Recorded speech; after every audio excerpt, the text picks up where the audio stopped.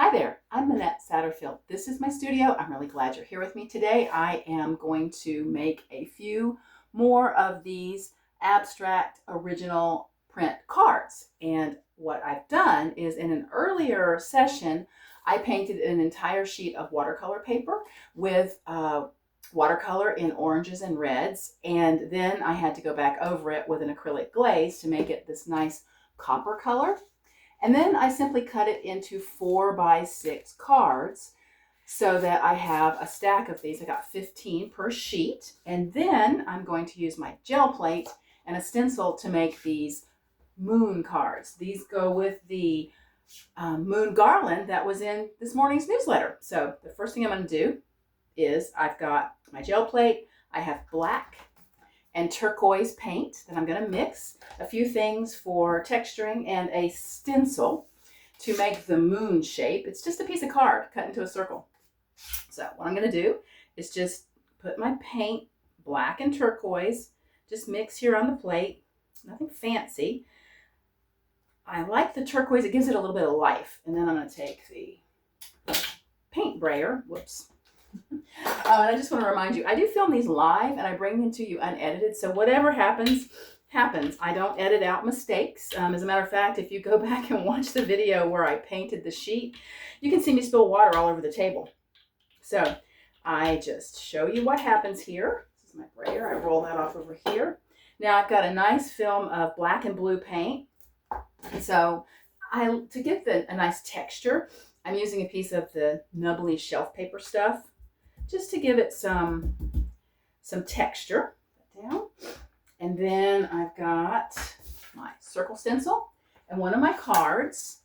And this is where I just try to be careful with my hands and don't want to get it too black. Now this one has a lot of figuring. So what I do is just carefully think about where I want the moon shape to show, like that. I like it to kind of hang off a little bit. And then I'm going to take just a regular pencil, draw some lines, just some like reflection lines here on the plate. They don't even really show until you do this. Then holding this, I'm just going to lay this down flat and try not to move it. And then to help keep the back clean, I'm using a paper towel. You can see where I've already done this once. It's dry. And a second non-paint covered brayer. And I'm just going to roll it out gently so I don't squish it around. There we go. Pull that off. And now I can peel that up carefully, trying not to get paint all over my hands like I just did. And that gives me another card. So I'm going to pin that up here and let it dry. And then repeat. I'll do another one here just to show you, just keep making them. And that's my stencil. These work great for collage later if that's something that you want to use them for. And again, just more black and blue paint on the plate. Smear it around. Brayer it out. I said I have 15 of these cards from the original sheet. And I may make a second sheet. There's that brayer I dropped. I may make a second sheet, or I may not. I don't know. So I've got that. And you have to remember to do this part. Do it before you put it down because the texturing. Because I really do like the way this texture fills out what it does is the shelf paper gives you this speckly, almost star-like texture. And I do quite like that. So another card. Okay. Another card. Now I've already used the stencil. Excuse me. So you want to make sure you put the clean side against your sheet because otherwise you might get a heck of a mark down there. I think I like that. Yeah, I like that.